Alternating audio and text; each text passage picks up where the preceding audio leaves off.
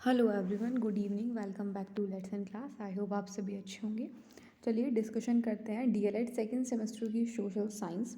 कौन सा हम लोग डिस्कशन करेंगे? सोशल साइंस यानी सामाजिक अध्ययन की। आप लोगों की चल रही है हिस्ट्री, मतलब इतिहास चल रहा है। इसकी हमारी है क्लास नंबर 12। आज हमारी कौन सी क्लास है? क्लास नंबर 12 है, जिसमें हम लोग डिस्कशन करने वाले हैं सल्तनत कालीन संस्कृति के बारे में। किसमें? कि जो सल्तनत कालीन संस्कृति है वो क्या है, उसके बारे में हम डिस्कशन करेंगे। लास्ट हमने क्लास में कौन सा वंश किया था? लोधी वंश किया था। दिल्ली सल्तनत के हमने सारे वंश थे उनके बारे में पढ़ लिया। अब बचा है हमारा क्या? कि सल्तनत कालीन की संस्कृति जो थी, इनकी प्रशासनिक व्यवस्था जो थी वो क्या थी, उसके बारे में हम पढ़ते हैं। तो चलिए, सबसे पहले एक बात बता दें, जिन्होंने अभी तक चैनल को सब्सक्राइब नहीं किया है वो चैनल को सब्सक्राइब कर सकते हैं, क्योंकि डीएलएड सेकंड सेमेस्टर की ऑल सब्जेक्ट की आप लोगों की क्लासेस जो है स्टार्ट हो गई हैं। साइंस और सोशल साइंस लगभग आप लोगों की कंप्लीट होने को है। मैथ्स आपकी कंप्लीट होने को है। इंग्लिश आप लोगों की कंप्लीट होने को है। 50-50% ये सारे सिलेबस जो हो गए हैं। बाकी के आप लोगों के जो सिलेबस हैं वो टाइम टेबल के अकॉर्डिंग चलेंगे, तो सिलेबस जो आराम से कंप्लीट हो जाएगा। तो आप लोग अपने, जिसने अभी चैनल को सब्सक्राइब नहीं किया है वो चैनल को सब्सक्राइब कर सकता है।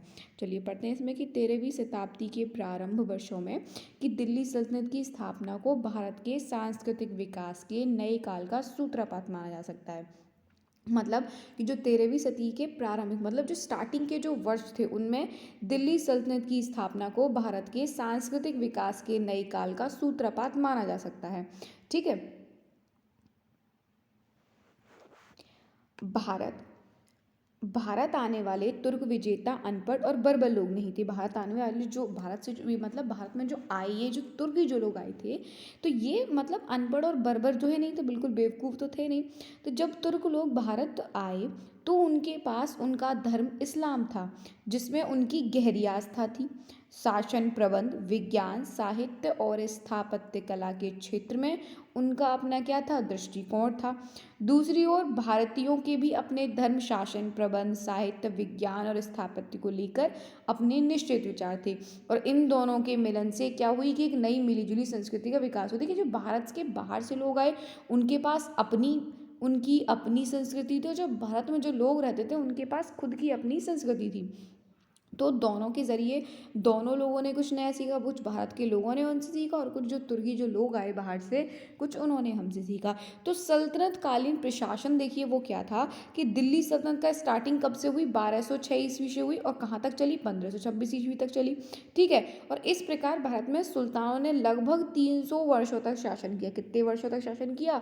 300 वर्षों तक शासन किया। सल्तनत काल में सुल्तान का स्थान सर्वाधिक महत्वपूर्ण था। सल्तनत काल में सुल्तान का स्थान क्या था?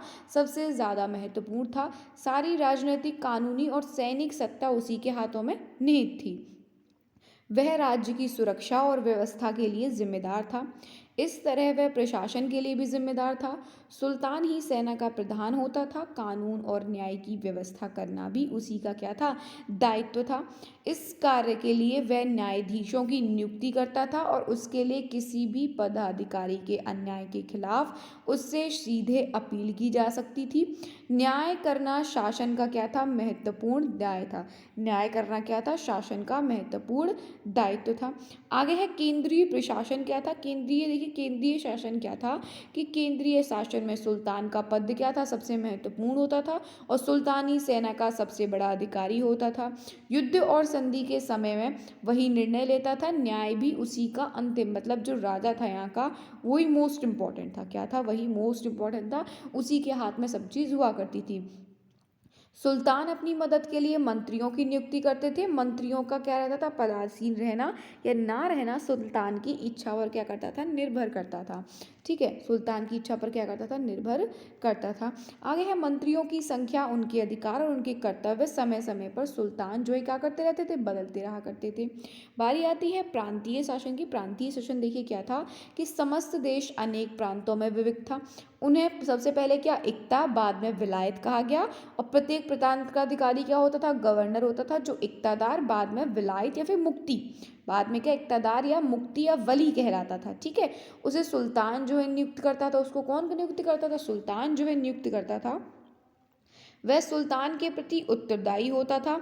वही प्रांत में कानून व्यवस्था बनाए रखता था। वही प्रांत में क्या? कानून व्यवस्था को बनाए रखता था। उसे सैन्य एवं प्रशासनिक योग्यता के आधार पर नियुक्त किया जाता था। उसके अधीन घुड़सवार, फौजी दस्ते तथा पैदल सैनिक रहते थे। वह आपराधिक मामलों के विवादों में न्यायाधीशों का न्याय करता था और वह कर संग्रह में क्या करता था, सहायता प्रदान किया करता था।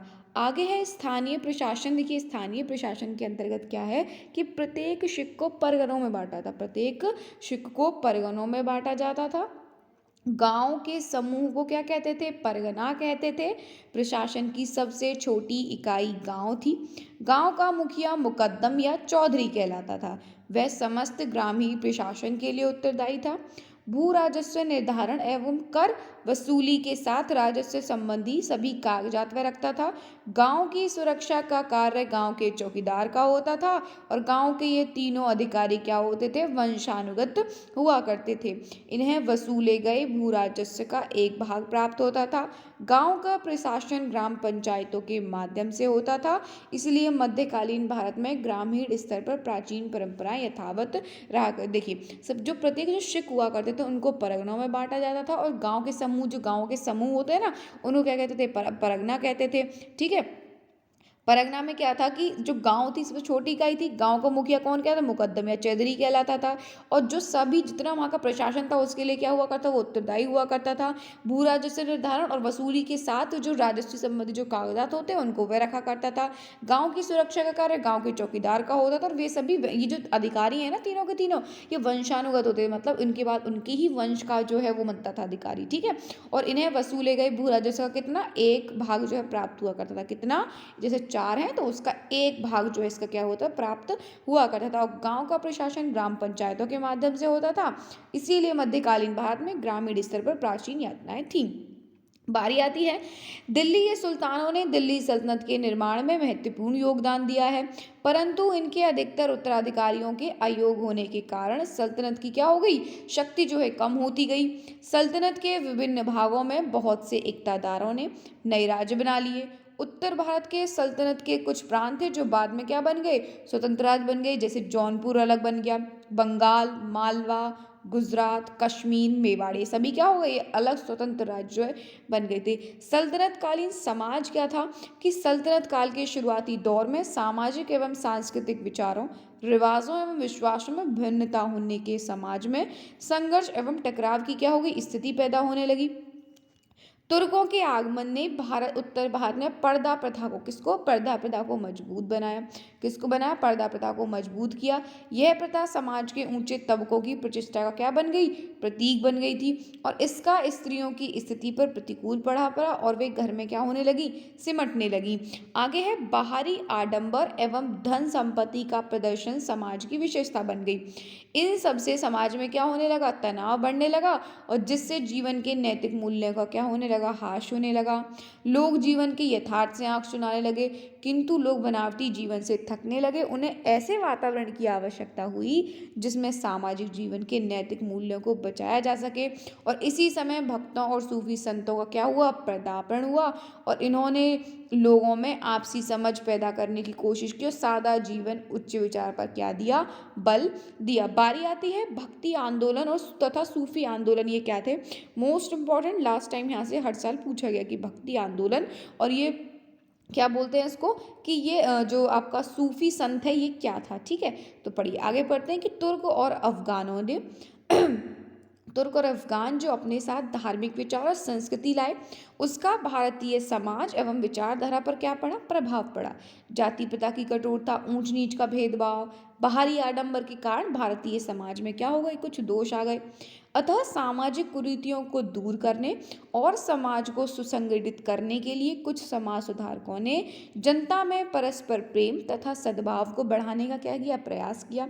इन्होंने धार्मिक कर्म कांडों की अपेक्षा भक्ति भाव से ईश्वर की उपासना करने को क्या बताया, श्रेष्ठ बताया और इस प्रकार धार्मिक सहिष्णुता की भावना को क्या मिला, बल मिला। संतों एवं समाज सुधारकों द्वारा चलाया गया इस प्रकार का आंदोलन भक्ति आंदोलन के नाम से प्रसिद्ध हुआ। किसके नाम से प्रसिद्ध हुआ, भक्ति आंदोलन के नाम से प्रसिद्ध हुआ। इसमें इन जो भक्त संत कौन कौन में, कबीर, चैतन्य महाप्रभु, गुरु नानक, दादू, रेदास, तुकाराम, रामानंद, वल्लभाचार्य, मीराबाई आदि क्या है, प्रसिद्ध हैं। ये देखिए कबीर जी की फोटो है, ये भी प्रसिद्ध है।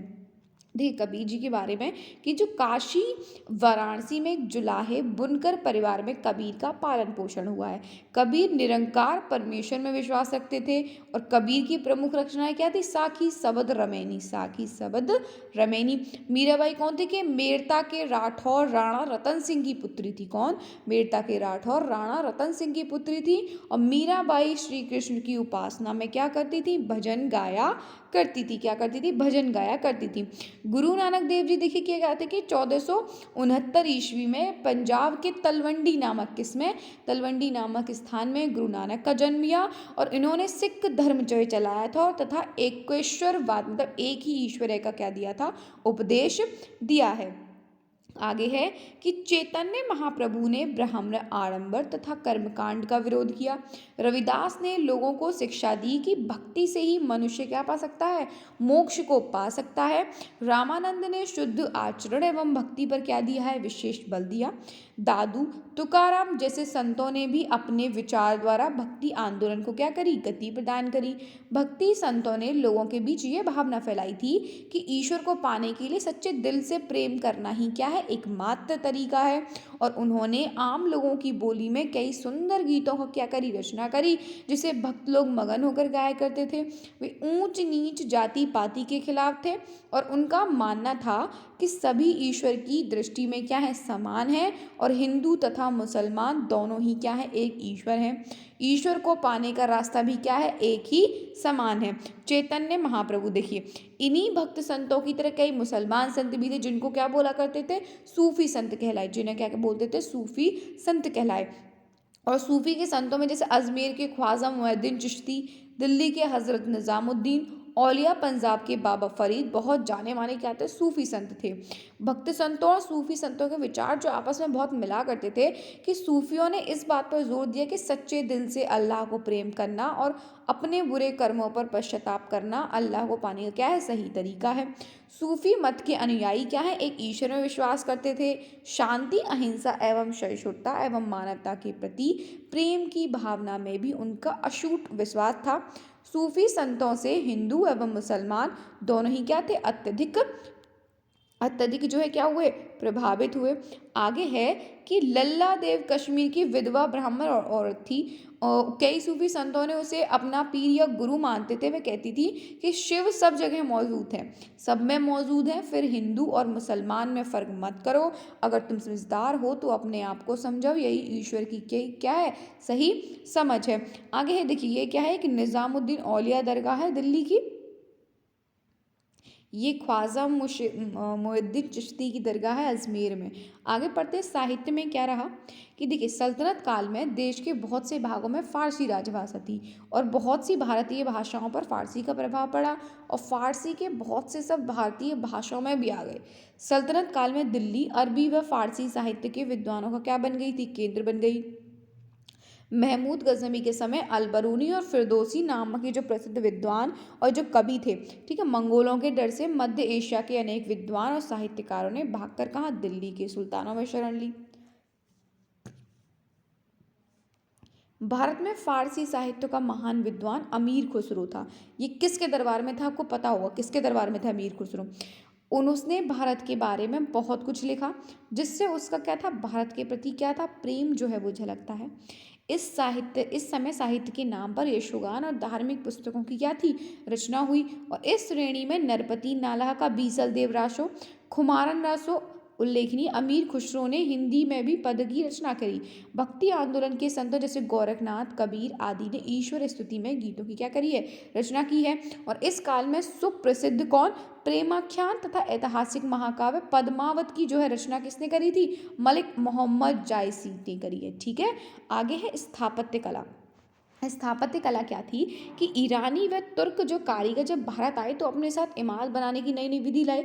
सल्तनत कालीन इमारतों में तीन खास है, कौन सी खास बात थी? मेहराब, गुम्बद और मीनार। कौन कौन सी? मेहराब, गुम्बद और मीनारें थी जो उनकी सभी इमारतों में देखी जाती है। और जो कुछ इमारतों में कुरान की आयतें भी लिखी गई हैं। मिली जुली संस्कृति क्या थी? देखिए मिली जुली संस्कृति ये थी कि जो ईरानी और जो तुर्क कारीगरों में ये सारी बातें भारत के कारीगरों ने भी सीखी है कि उन कारीगरों ने भी भारत के कारीगरों के हुनर सीखे। मंदिरों में मेहराबे व गुद्दम गुंबद जो है बनने लगे।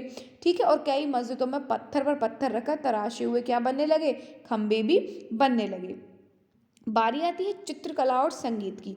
देखिए ये आपकी ये सल्तनत काल में बारीक और छोटे छोटे चित्र बनाए जाते थे। ये मीनार है, ये शायद गुंबद होता है, ये मेहरब है, शायद इस तरीके से है ये मेहराब गुंबद, और यहाँ ये मेहराब है, ये गुंबद है, और ये मीनब है, मीनार है। तो सल्तनत काल में बारीक और छोटे छोटे चित्र बनाए जाते थे। ठीक है, कलाकारों को दरबार में आश्रय मिला। कभी कभी वे पुस्तक में वर्णित घटनाओं के क्या बनाया करते थे, चित्र भी बनाया करते थे। देखिए मेहराब गुंबद मंदिर हमने देख लिया। भारतीय संगीत पर फारस और अरब की संगीत शैली का प्रभाव पड़ा। सिताराएं, सारंगी और तबला जैसे वाद्य यंत्रों की लोकप्रियता बढ़ गई। कुछ सूफी संतों ने संगीत में विशेष रुचि दिखाई। उनका विश्वास था कि भक्ति संगीत भी ईश्वर के निकट पहुंचने का क्या है, एक रास्ता है। इसने संगीत के नए रूपों जैसे कव्वाली को लोकप्रिय होने में क्या मिली, बड़ी सहायता मिली। बारी आती है अस्त्र शस्त्र का विकास। देखिए अस्त्र शस्त्र का विकास क्या था कि जो मध्यकालीन समय में क्या था कि सर्वोत्तम तलवारें वाराणसी मतलब बनारस और सौराष्ट्र में बनती थी। उसके बाद लाहौर, सियालकोट, मुल्तान, गुजरात और गोलकुंडा प्रांत भी इसके लिए मशहूर हुए। राजस्थान और गुजरात में क्या निर्मित जमधार, छुरे, धनुष तथा तीरों की क्या बड़ी बड़ी मांग थी। सियालकोट और मेवाड़ की तोड़ेदार बंदूकें सर्वोत्तम होती थी। तोड़ेदार बंदूकों के अलावा लोहे का उपयोग सब प्रकार के कवच, ढाल, हथियार, बंदूक तथा तोप के गोले आदि में क्या हुआ करता था, होता था। आगे है चिकित्सा एवं खगोल शास्त्र। सल्तनत काल में आयुर्वेद तथा खगोल विद्या जैसे कुछ विज्ञान विषयों में अनुसंधान को सुल्तानों तथा अमीरों का संरक्षण प्राप्त था। वे इन कार्यों को क्या दिया करते थे, प्रोत्साहन देते थे।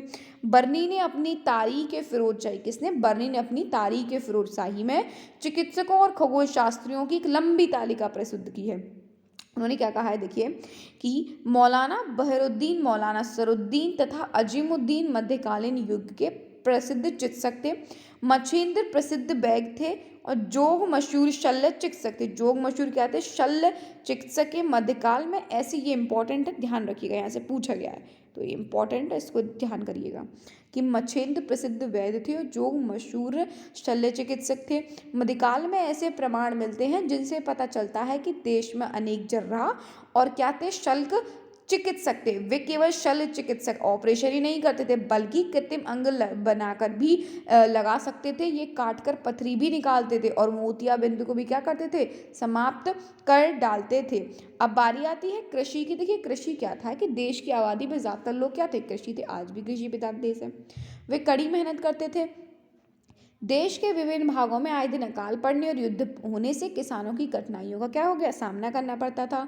उस समय किसानों का जीवन स्तर ज़्यादा ऊंचा नहीं था। गांव के अधिकारी कभी कभी अपने पद का दुरुपयोग करते और साधारण किसानों को अपने हिस्से की जो मालागुजारी मतलब जो राजस्व अदा करने के लिए क्या करते थे, मजबूर करते थे। बारी आती है व्यापार और उद्योग की कि मुस्लिम विजय ने देश के उद्योग तथा वाणिज्य व्यापार में बाधा नहीं डाली। गांव तथा शहरों में कारीगरों एवं शिल्पियों ने अपने पुराने पेशे को बरकरार रखा। उनके औजार भी वही थे। कुछ विशेष प्रकार के नए काम करने वाले कारीगर भी उत्पन्न हुए, जैसे बर्तन पर कलई करने वाले, घोड़े की नाल व रकाब बनाने वाले, कागज बनाने वाले आदि। इसके अतिरिक्त कई कारखाने भी थे जो फारस देश की तकनीक के अनुसार दिल्ली के सुल्तानों द्वारा क्या करे गए थे, स्थापित किए गए थे। और इन कारखानों में राज्य परिवार तथा दरबारी लोगों की जरूरत की चीज़ें जो है क्या होती थी, वो बनाई जाती थी। मुद्रा के क्षेत्र में भी सुधार हुआ कि सुल्तानों ने चांदी के टके और तांबे के जीतल नामक मुद्राएं चलाई। इसी के साथ व्यापार का विकास हुआ जिससे शहर और शहरी जीवन का क्या होने लगा, और विकास होने लगा।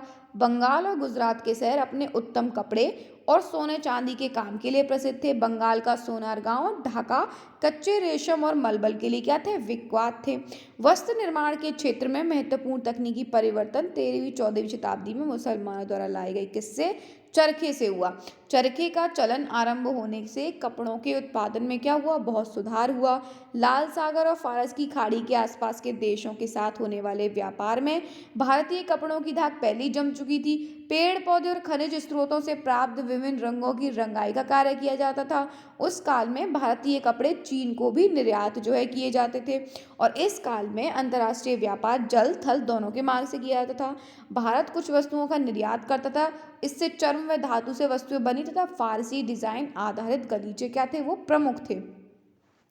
भारत पश्चिम एशिया से उच्च कोटि के कुछ कपड़े, सॉटन आदि, कांच के बर्तन, बहुमूल्य धातुएं, घोड़े तथा चीन से कच्चा रेशम और मिट्टी के जो है बर्तन क्या करते थे, वो आयात करता था। बारी आती है यातायात की। यातायात से क्या था कि दिल्ली सल्तनत के सुदृढ़ होने से यातायात एवं संचार का क्या हुआ, विकास हुआ। उस समय आधुनिक वैज्ञानिक उपकरण का ज्ञान नहीं था। लोग परिवहन के साधनों के रूप में क्या, कुलियों, जानवरों तथा चक्के वाली गाड़ियों का क्या करते थे, प्रयोग करते थे। परंपरागत बैलगाड़ी का इस्तेमाल उन दोनों खूब हुआ करता था। बैलों के काठी के स्थान पर गद्दे रखकर माल ढोया जाता था।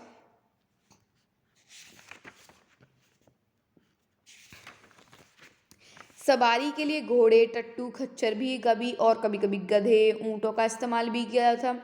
नदियों में नावों तथा सागर में पाल वाले जलयानों का क्या किया गया था, उपयोग किया जाया करता था। तो आप लोगों का चैप्टर होता है ये हमारा यहीं पे फिनिश।